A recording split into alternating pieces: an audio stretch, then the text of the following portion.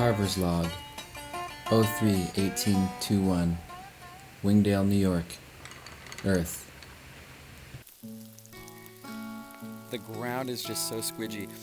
You can kind of see where everything's kind of frost heave, everything's starting to thaw, but look how far my clogs are jamming in. It's really funny. At least I think so. When you live in the northern woods kind of place, I guess, I mean, upstate New York is north enough. You know, winter feels like it's 6 months, long. It's a long winter, and everything's frozen solid, and you can't really smell anything anymore other than the air. And the forest looks kind of barren, but I wanted to go for a walk because it's actually raining. I know it sounds weird, but I kind of like rainy days, and walks in the woods are nice. And everything kind of has a neat. You can see that. I don't know. Should have brought my real camera out today. But I just like that there's constant motion, but you only notice it really with your ears. You can't really see the rain today, so it's, I don't know, it's kind of nice. But you can see it's like the last little bits of snow are left. So last time I was out here with, bringing you along, there was a lot of snow. But now there's life coming back. You can't see much, but if I were to zoom up on these, a lot of these trees are predominantly oak and maple, but on the maple buds, you can see they're starting to turn red, which is nice. It's a good sign, happy signs. I always loved this tree walking by it. And my favorite vine, which I've had in old videos in the background, is this little curlicue. So yeah, here's the same spot. So in my old video from 2014, there's some black birches down in that little swampy bit that I tapped. And they're doing good, they're happy.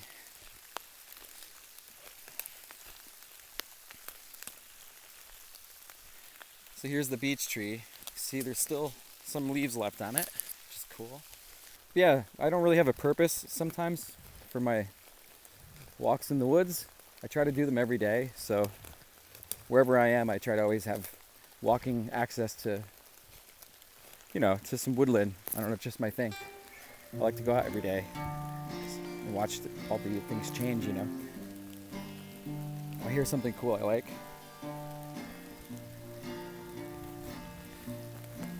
I always love that when it rains. You get these little foamy, it's like tree cotton candy. So I don't really have a purpose for where I'm going. This is kind of what I call getting lost in purpose. And I don't even know if I'm going to harvest or collect any wood, but I'm going to just look around and look for things that kind of call out to me.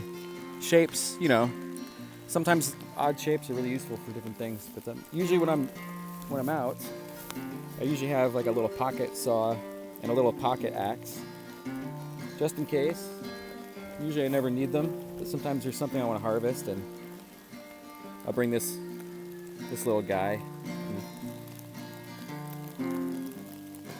So yeah, this thing's awesome. Good for carving spoons and building shelters, cutting up meat around the fire, that kind of thing. Yeah, so the main purpose of that little axe is I could split rounds out here if I needed to. But it's good for just harvesting stuff and snedding just off. Yeah, so here's a little swampy bit. And the first thing I check for, if I want to know it's spring, is I look for skunk cabbage. And I don't see... Oh, yep. So if you look right here, these little green and purple kind of beaks, these are really interesting plants. See, they kind of look like a jack-in-the-pulpit right now. When those unfurl, you'll have these giant elephant ear-sized leaves that smell like skunk. Yeah, anyways, the cool thing about those plants is most people step on them when they're kids and they learn to not have to take shortcuts through swamps like I'm doing right now. Skunk cabbage. They're the first thing in this kind of woodland that pops up in the spring. And then you get, I tried to get a video of it. It was one of the first mosquitoes I've seen first bug I've seen in a long time. Yeah, skunk cabbage pops up out of the ground, and it emits some kind of gas. I can't remember what type. Maybe it's nitrogen. I could be wrong. But the gas traps warm air in the low spots, in the swamps. So those things can thaw out the snow around them, and then bugs are attracted, and it's kind of like the Kickstarter for spring. That's how I look at it. So yeah, they smell kind of funny, but just don't step on them. But we did as kids, because we didn't want to get our feet stuck in the mud, so we would just step on the leaves and try to hop off them before your feet would sink in. So rest in peace, all those skunk cabbages that we trampled. So yeah, I'm wandering. I like to just, I don't know, look for things left and right, scan, look for shapes. But I'm not really trying too hard. I don't really know what I want to pick. But it's just nice to wander and listen and look at stuff, like right here. There you go. I mean, think about what you could use that shape for. And yeah, there might be some spoons, but spoons aren't everything on my mind. But if I was building a house, this would be a really big door handle. But if you had a smaller version of that, that's your door handle. I mean, it's just one use I could use for it. But there's another one. So yeah, there's shapes everywhere. I mean, this is my hardware store. And if you look over here, you can kind of see it's actually pretty foggy out there. It's pretty neat, spooky.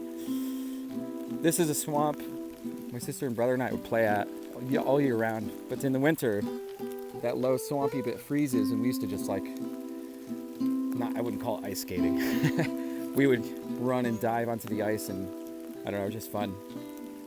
But now it's been changing from a swamp, and we had a hurricane over the summer. And it reminds me of this Sparkle Horse song, The Knives of Summer, because it's like a giant knife came through here, and whoosh, and all these trees got plowed over, these giant oaks.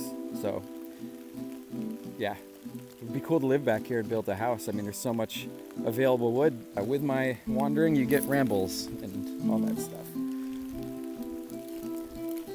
So yeah, most people would see rainy day and they think I'm staying inside, it's miserable out. I like it. And in theory, I'm probably the only one out here, so that's cool too. Got the place to myself.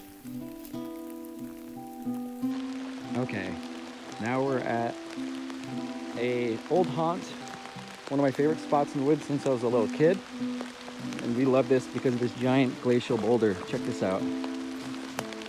We used to hang out in there and build forts and stuff. And it's overlooking this cool area, so you can see if there's any bandits coming from all directions. Yeah. Wouldn't really know what I'm looking for, so I'm just gonna keep walking. I mean, I just like to come to my spots and just check them out, see how they're doing. So we'll get more of that foam again, but look at this amazingly big black birch.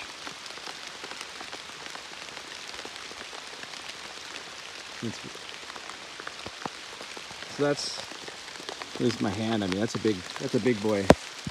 Really nice. So yeah, I like to look at things like that and think about what I'm gonna make. If I lived here, it's a lot of kuxas. My favorite wood. But yeah, here's another one of my favorite woods, shagbark hickory. There's its shag. Those are great for a lot of things. Super strong wood. Looking for hunting rabbits. So here's a good example of why I like the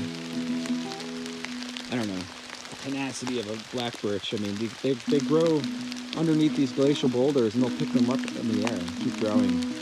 They're a super resilient tree, and one of the first trees to grow back when the area is cleared. So they're just super hardy. So vote for birch.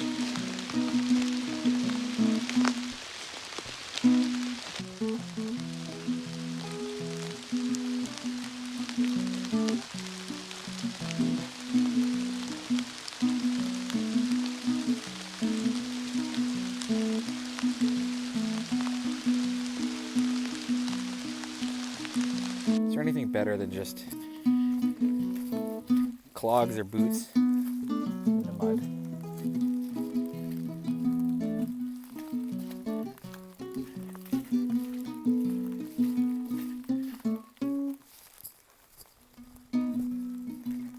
Well, I'm back.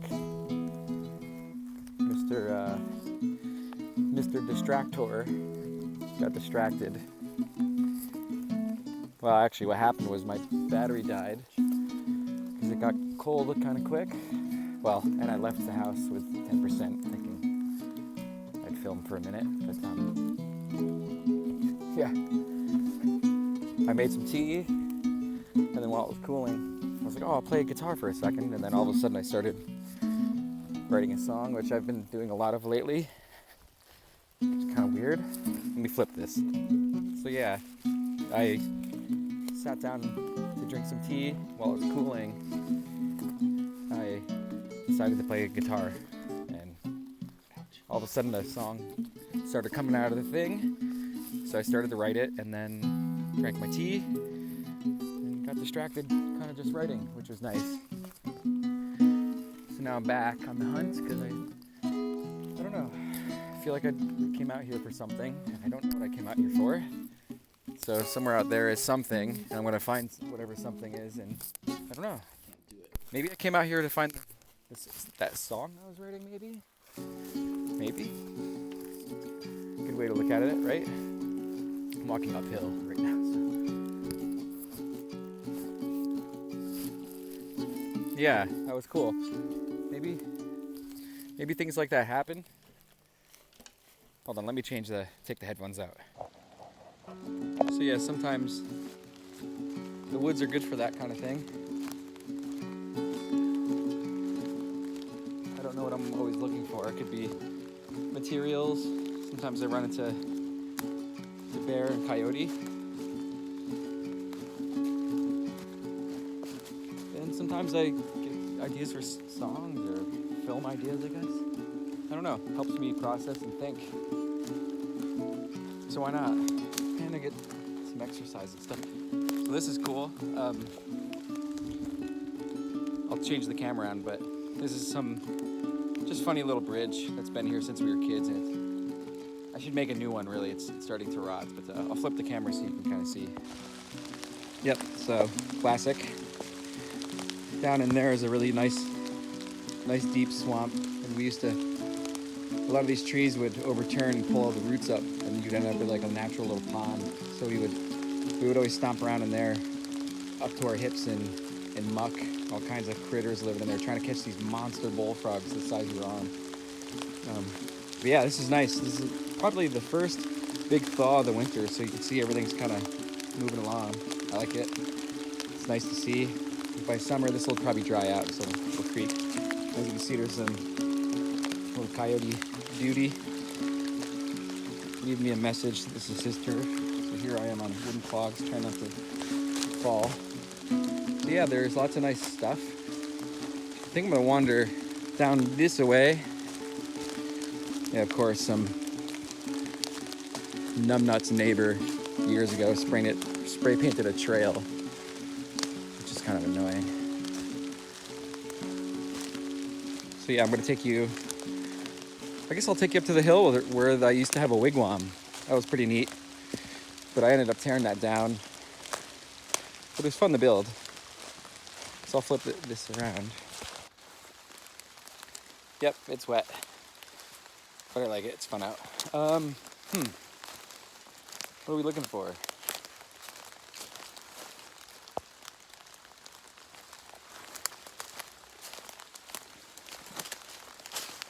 So earlier when I took you up to that hill right before my phone died, that was up, where am I? It's hard to do in the phone backwards, so up that way, we were on top of like that hill. So now I'm at the opposite end of that swampy area where it starts to dry out. I think I'm on an old Jeep trail, I'm not sure. This whole property, I heard, was actually owned by my ancestors way back when. And, you know, we don't own it anymore. I think it's all, I don't know. So yeah, that's kind of weird to think about. I don't know if they're early settlers or not, but some blood back here in the woods. Way far down is some really neat old wrought iron, probably like pre-steam era farm equipment with trees growing out of it and really neat stuff. I found like a wooden barrel with some bands around it, and kind of weird to think like some farmer gave up his dream or life and just parked all of his crap out there in the woods and then just let it, I don't know, just, you'd think something back then had to be forged by hand or maybe made in a foundry. I don't really know. Probably cast stuff. I don't know. A lot of it looked like wrought iron though. So it's hard to believe that somebody would just take their life's work and leave it to die like that. So it's kind of like a weird little, it's like a graveyard kind of. Another one of those golden beaches. Well, I call it the golden beach. I think it's a blue beach technically. Blue and gold, gold and blue. Pick your favorite color. Yeah, years ago I did a neat little photo shoot with this cool rock outcropping. I always thought the woods back here looked very witchy in the winter. So you can imagine, you know, Hudson Valley is where all the most famous ghost stories came from. Headless Horseman, Rip Van Winkle, gnomes. There's all kinds of cool stuff, you know, witches. But yeah, you can kind of see this cool, I don't know, I like it. I think of medieval times, or I used to come back here with my Viking axe and chop trees down. So yeah, this is the big hill. And up on top of this, it's really nice because I can camp out up there, and then, you know, I'm not attracting any attention, which I really like. Let me flip this. So here's like the witchy hill. You can just see there's just such nice geometry and shapes. Just picture a cloaked figure standing on top of the peak there. And then there's a little twin peak up here. I don't know, just really nice jagged looking terrain. And it's all glacial boulders that were just dropped off here. So it's hard to believe, but 2 miles up there was a giant sheet of ice pulverizing and scraping the ground. So there's all these early theories from geologists thinking that maybe there was large civilizations before 10,000 years ago. I forget what that era was called. The Pleistocene? Or the Younger Dryas period, maybe they call it. But if there was any giant structures and civilizations, they would have been turned to dust. I mean, look at these. These were giant mountains being moved, and then they turned them into like little, well, those aren't little boulders, but compared to the ones they came from, they are. So anyways.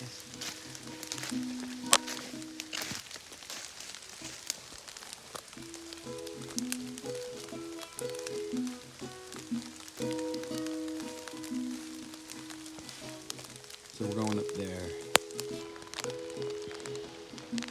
So now we're coming up on a little bit of the ridge line, and I'm going to take you over to the edge where you can see a lot of these big old boulders that were kind of freeing themselves from the side of this big ridge line. You know, frost heave and trees falling and stuff, they kind of uplift. And now is when I usually like to start looking around for just interesting stuff. Sometimes you get wintergreen berries up here, I think. Not this time of year, but. And yep, looks like bear poop. Probably hard to see. Yeah, you never know what you're gonna find. And more poop. Some deer poop. So there's that swamp. I'm at the opposite side now of that kind of crater shape. And yeah, you can see some of these really nice, big, giant, jagged boulders. I love it up here. So I'm taking you up there.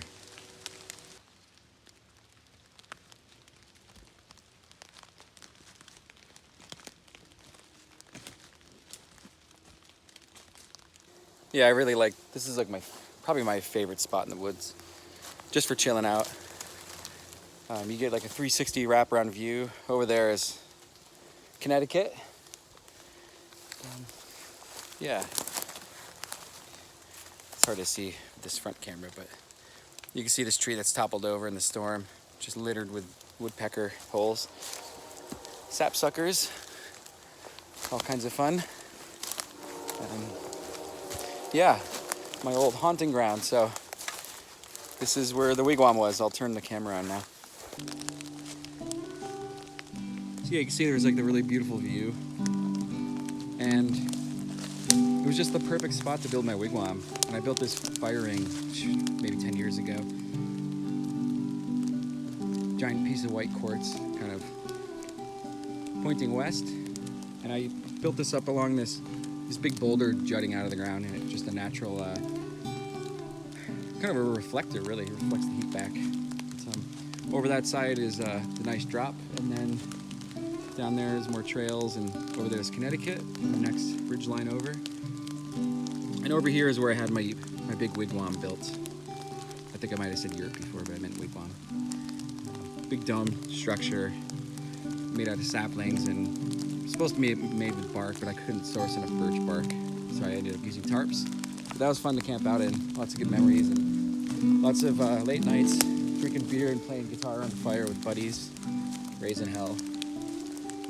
So yeah, I've camped down there before and woke up to bears in my camp, which was fun. Good stories. Big mama bear. You probably heard me talk about her before, but she's the same one. Let me see. Yeah, this is a nice spot. When I was a kid, I used to snowboard down this, dodging boulders and trees. It's kind of fun. But yeah, it's a pretty view up here, even when it's raining. But it's kind of a sketchy spot because, as you can see, there's just tons of widowmakers. It's kind of interesting. It'd be, if I was gonna camp here again, I'd have to do a little cleanup work. But you know, back in the day, we cleared out all the dead wood for firewood, and now there's plenty. So all I need is some friends and some ales and some axes, and then we're gonna have some fun. Yeah, a little dark. So like I said, the woods are kind of witchy. But I found out where the gnomes live. I can't wait for you to see this. Let me turn it around. This is really cool.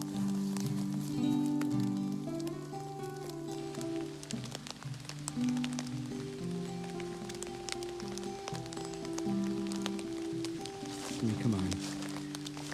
This is gnome-tastic right here.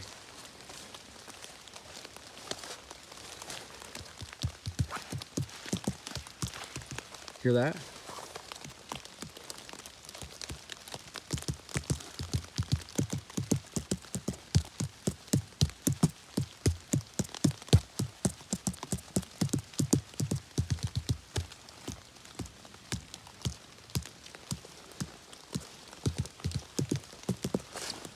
Ooh, that one's soggy. That one's falling off.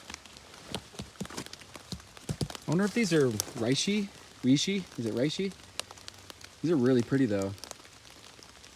I'm really glad I found this. Okay, so try to guess the song from the beat I'm playing.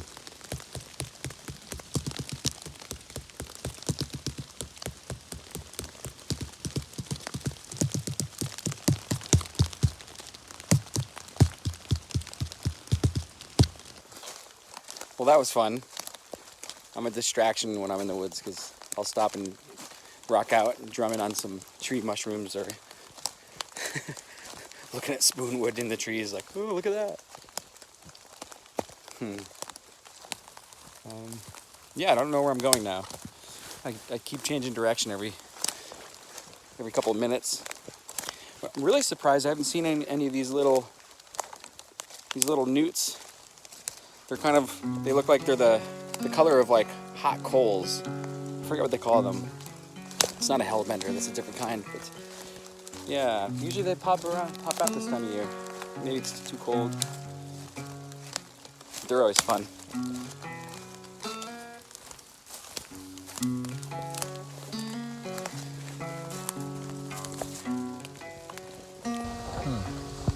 Keep getting asked a lot when I'm going to be teaching again. I'm not sure. I'm not sure how I feel about all these long travel trips anymore. I mean, I'll still do them, I think, sometimes. But after having a year off from it, I think I realized how hard on my body I am. Shopping all day, driving around in my free time, sleeping on floors a lot, sleeping in my truck. No regrets, but I think I just realized I was not putting enough back into my body, and I was spending a lot. So, yeah. My other problem is, after all these 3,000-mile round trips to go teach at some schools in the Midwest. I wasn't taking care of my vehicle like I should have been. And yeah, my truck died. Rest in peace, truck. The old Ford is dead. So now I have no vehicle, which is okay for now because we've all been trapped inside our self-imposed prisons for 13 months. And that's fine because I got the woods to do my thing, but I haven't been carving either, so I need to fund a van. And I think that's what I'm gonna get. I've wanted to buy one for years for my travels, something I can sleep in, so we'll call it the Sloydmobile. Sloydmobile 5000. So my idea is I'll just have room to actually sleep in the back without having to sleep in the fetal position curled up. And I can safely house all my gear. I could buy a big canvas bell tent, and then I could, rock up to a field or wherever, or some woodland, and set up camp, teach out in the woods, teach at somebody's barn. But I think I want to get more personal about how I teach. And I'm also going to try to cross this without falling in, so. Yeah, update-wise, I think that's the plan, is to, kind of get more personal with my teaching. I mean, I love teaching at schools and stuff. I mean, some of the places are just amazing. It's, I like spending time with my students after class, and a lot of places I teach, it's so expensive to sleep and eat in town. And then I'd rather be in the woods anyways, because, when you take a class, wouldn't you rather have me show you how we would fell a tree and process our materials? And it seems like a much more fun idea to me, actually. So different type of class, but it's something I've wanted to do for a while, and I spent a lot of time back and forth to London, and it's really busy, and there's not a lot of trees in England. No offense, guys, but it's not like here where there's infinite supplies of spoon blanks and hooks of wood and everything else you need for a fun and fulfilling time by the campfire. Yeah, I don't know, I'm rambling a bit, but I get asked a lot, and I thought maybe I should just talk about it here or something. I feel like a psychopath talking to a camera. This is not my usual cup of tea. But hey, whatever. It's what all the cool kids are doing, right? It's so muddy. But hey, if the Welsh can get away with wearing clogs in this kind of weather, so can I, all right? Yeah, teaching. I mainly stick to the Midwest when I teach because that's where a lot of Scandinavians are, so I think I'm curious about branching out to other areas of the country that I've kind of been neglecting, and that's where the Sloydmobile comes in handy. But the hard thing is my spoon carving budget. That's my job, so I don't make a lot of De Niro. But I'm gonna change some things and probably make some tools to fund that. So we'll see. Gonna have to doing a little wishing upon some stars up there or something, because I really would like these wheels. And yeah, just seems like a good idea. There's folks in Texas I want to teach with, down south on the East Coast, over out in California. There's some awesome Canadians that want me to come teach. And in the Pacific Northwest, I got some really good buddies out there that are doing some fun stuff, and I think I could help spread the wood culture that I'm promoting and developing for myself. It's kind of one of the nice things about being one of the nice things about being a teacher, and especially in my new phase after doing this for 12 years, I kind of want to go in my own direction and kind of do my own thing for a while. I feel like when I'm traveling to places that don't have teachers, I can help make teachers. So it's something I might develop. Teachers teaching teachers, something. That's kind of been done before. But I see a lot of potential, and there's so many great carvers I meet that I get a good feeling about that I think would be great at teaching. And I know what it's like when I started out to not know if I was allowed to teach or I felt like I needed permission. And to be quite frank, a lot of people get very competitive. So at least for me, it was kind of like, good luck, buddy. You're on your own for that deal. So I had to kind of fight my way into some places, and it's all good. I felt like I had to earn it anyways. But I think that's what stifles a lot of this craft is having any kind of gatekeeping, whether it's intentional or not. And I see a lot of good in people, and I think the more the merrier. So I'm willing to help, but it's got to be mutual. We have to help each other out, and I have some ideas for that. But for now, I'll leave that as a mystery for you all, because I'm gonna go make more tea. And as you can see, I didn't even take my tools out, so no sloidy materials today, but it's fine. I already have an entire poplar over there that I can work on, and there's so much wood to deal with as it is, so I don't really need to sample anything.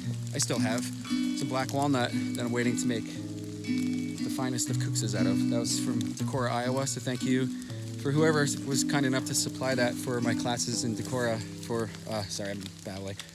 Thank you to the person who supplied me with that wood through the Vesterheim. Vesterheim are my peeps.